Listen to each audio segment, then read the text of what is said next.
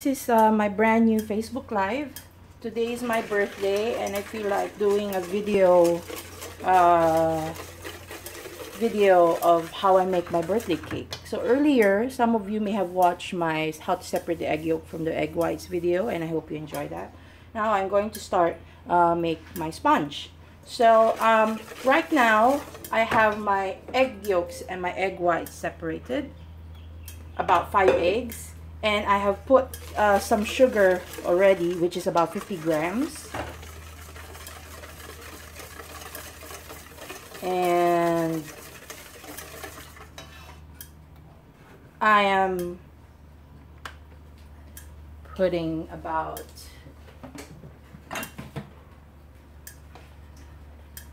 50 grams of oil.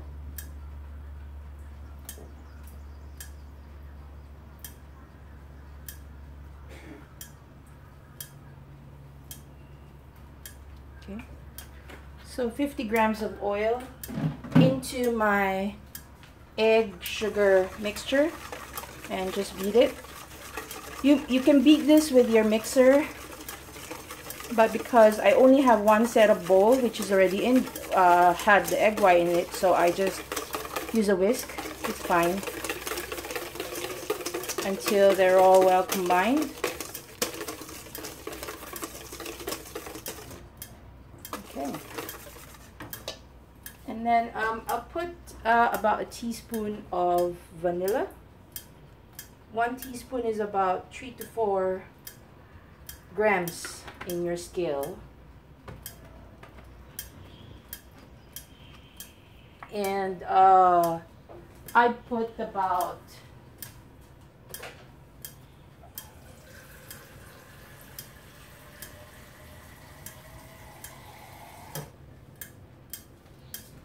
I will put about 75 grams of water.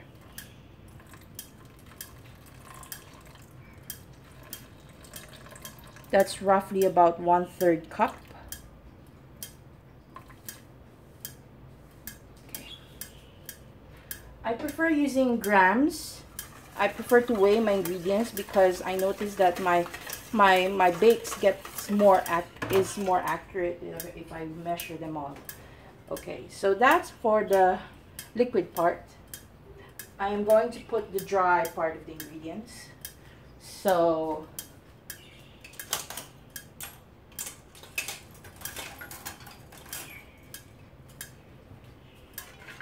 I would put my flour, and typically when you're putting your dry ingredients, as much as possible sift them because you're incorporating more air, which basically gives you more softer bakes. And I'll put about 120 grams of cake flour. Make sure that it's cake flour because cake flour has less gluten contents in it, and cake flour tend to create more softer bakes, more tender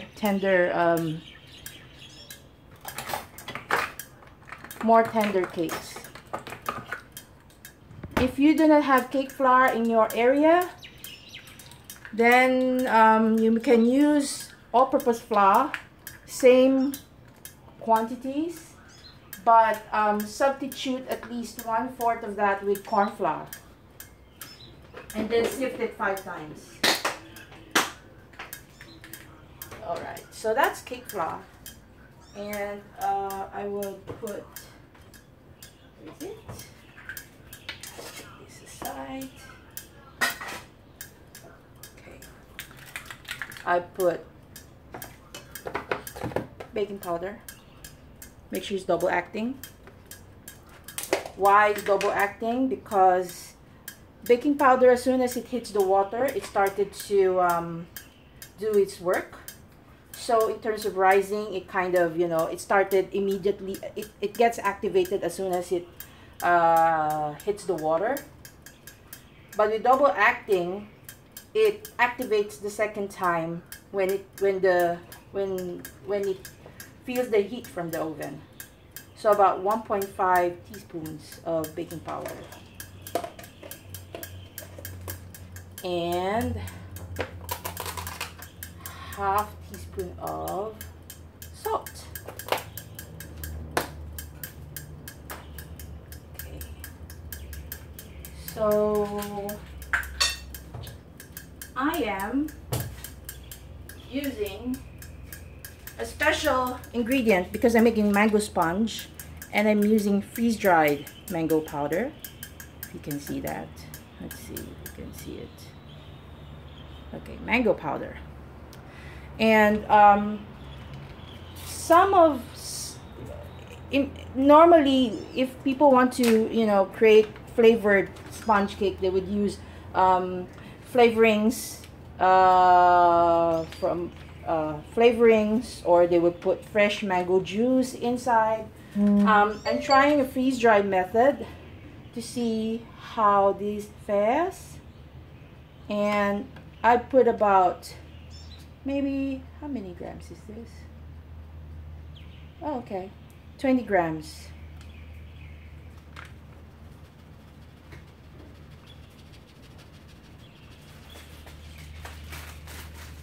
Oh my gosh, it smells so nice. 20 grams.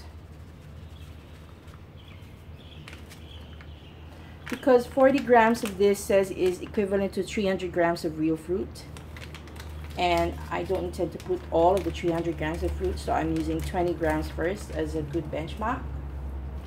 Let's see how that goes. And all right, so I'm sifting my ingredients.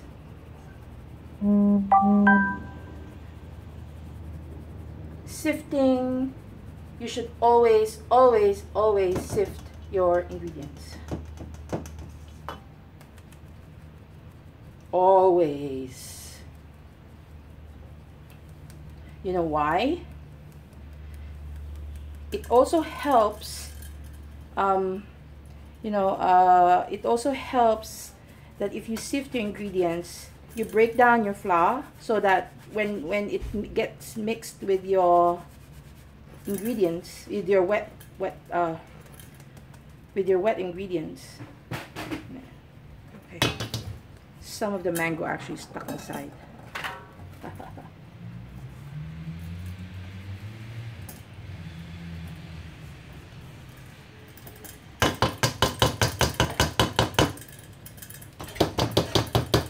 All right.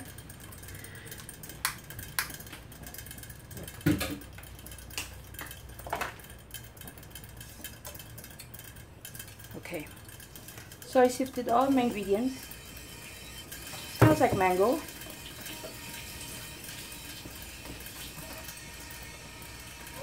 I'll see how it tastes like later.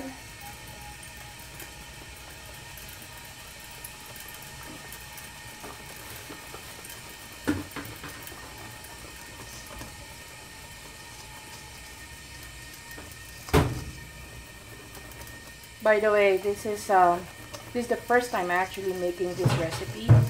I've been doing sponge cakes for a long time now, but this is the first time I'm actually trying the freeze-dried method. So let's see. So mix until it's fully incorporated.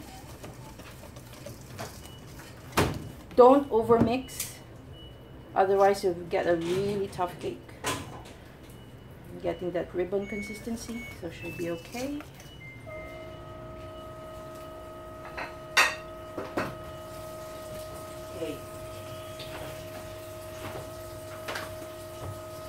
Let's now move on to egg whites.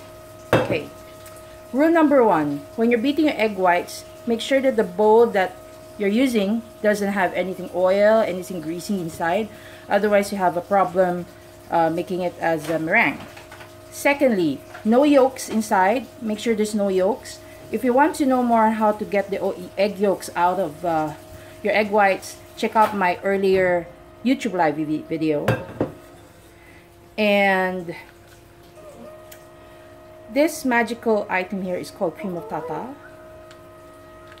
So the cream of tartar basically helps stabilize the air inside your egg yolks, egg whites I mean. About 1/4 teaspoon ready there. Okay, so you spread it around. Put in the mixer. Let's see if you can see it. Okay, awesome. And okay, put it on medium so that the cream of tartar and the egg whites are being mixed. I will measure about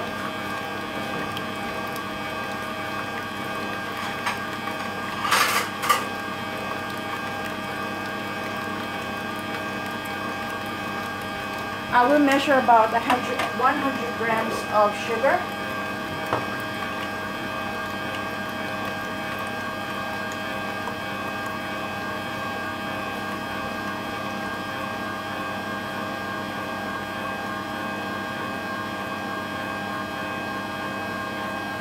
Okay, you can see it's starting to froth up, which is good. That means it's in the soft peak state. Oops. I would put in my sugar.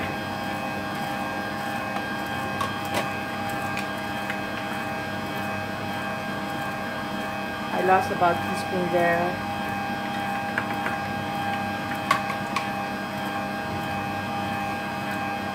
And I will keep beating at medium. Why am I beating it in medium? I read somewhere that if you beat your meringue on medium for chiffon and sponge cakes, your air pockets inside your cake will be much smaller compared to those, you know, cakes where the egg whites were beaten at a much higher speed. That is shared by one of the pastry chefs that I read somewhere. I read tons of cookbooks, so it's kind of hard for me to keep track which cookbook that I read that from. And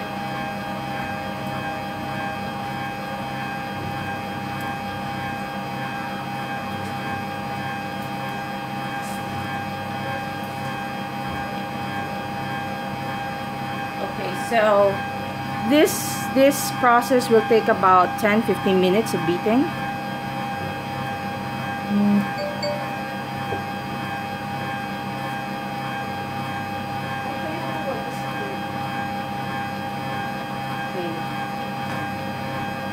I can set it up to 6.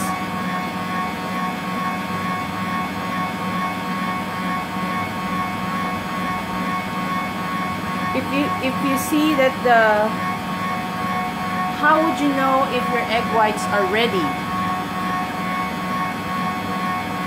You will know when you start to see streaks of your beater on your egg or on your mixture.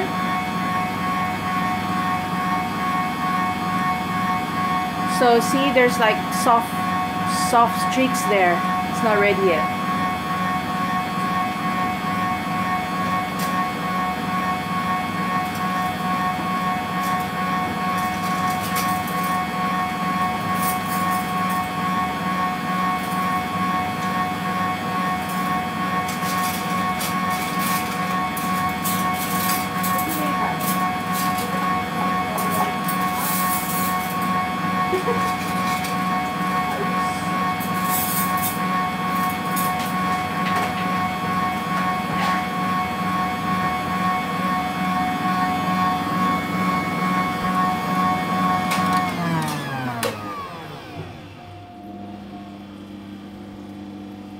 So how would you know if it's ready? If you see that your egg white is still falling, that's not ready yet. See? And when you do this is still in medium peak because it's still curling like so. You needed stiff peaks, like, you know, the pointy thing is actually standing up. So 1 minute.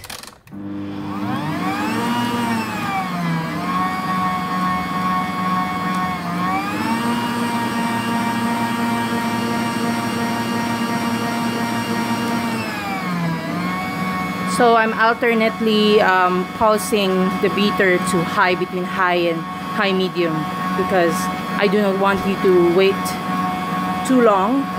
If I'm not in video, I would just keep it at medium speed while I was working on my other ingredients. All right, so you can see.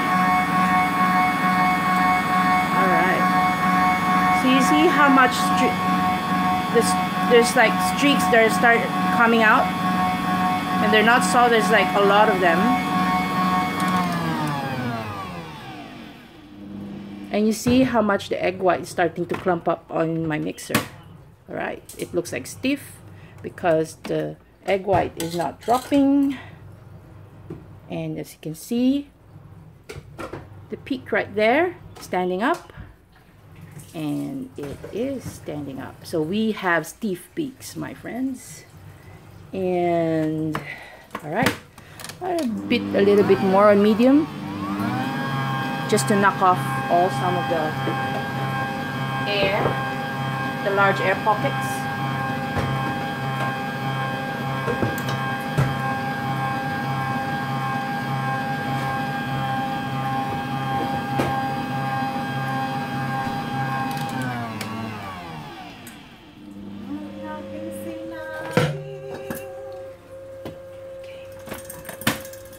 Stiff peaks.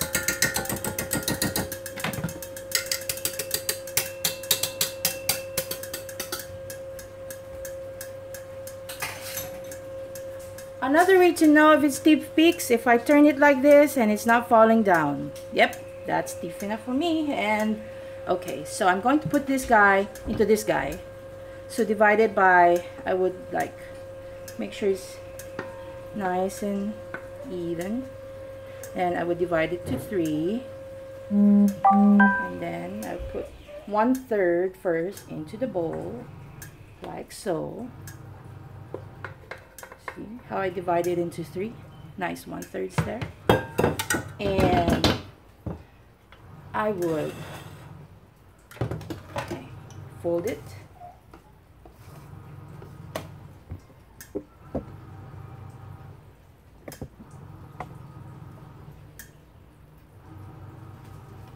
And I would fold it.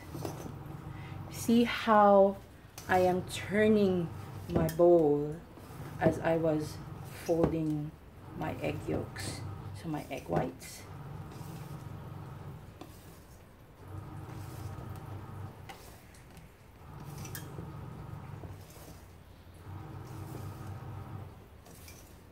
Okay. Until you see that there's no more signs of egg yolks, egg whites. Now it's time. Yeah. So now it's time to put the second, third. Okay.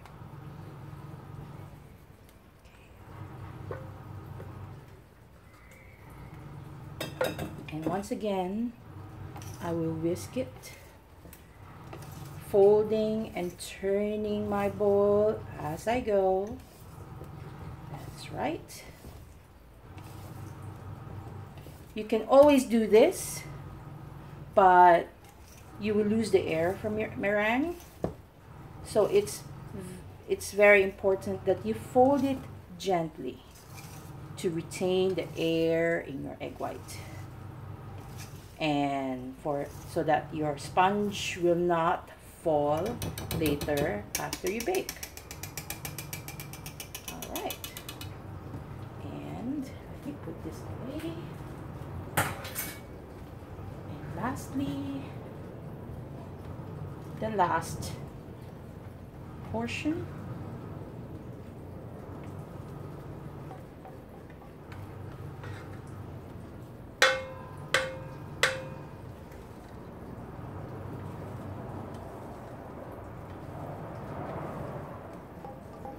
Okay.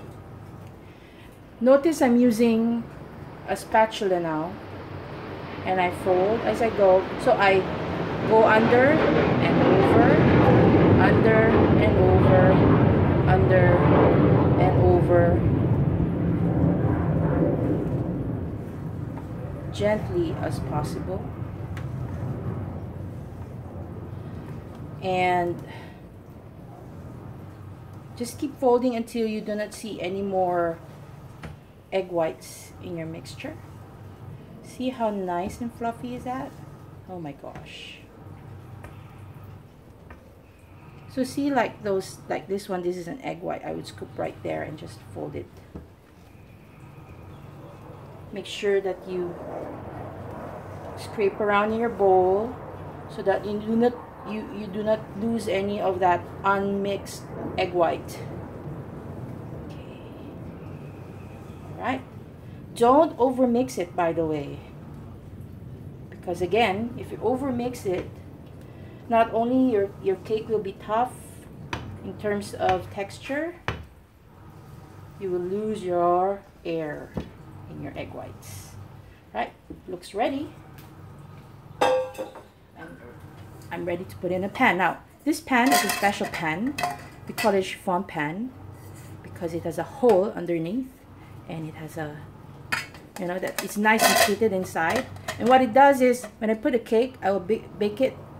As soon as I take it out, I will flip it over, and then it will be easy to remove it when I depan my cake. So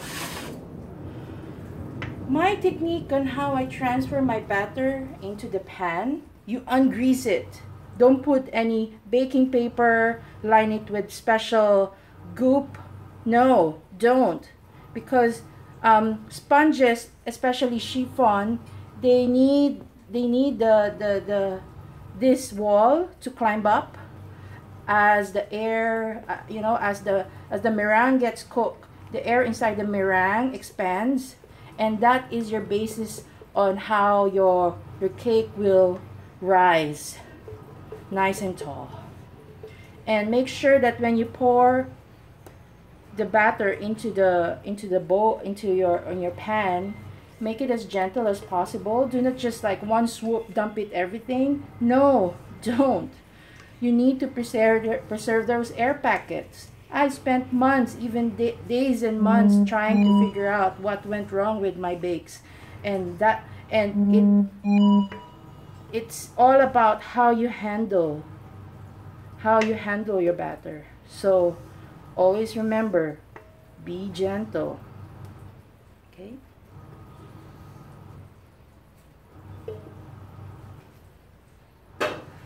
Now, I would gently tap. Counterintuitive, but I'm getting the large air pockets out. If you see, there are some large air pockets there. So I just bang it a few bit. One last bang.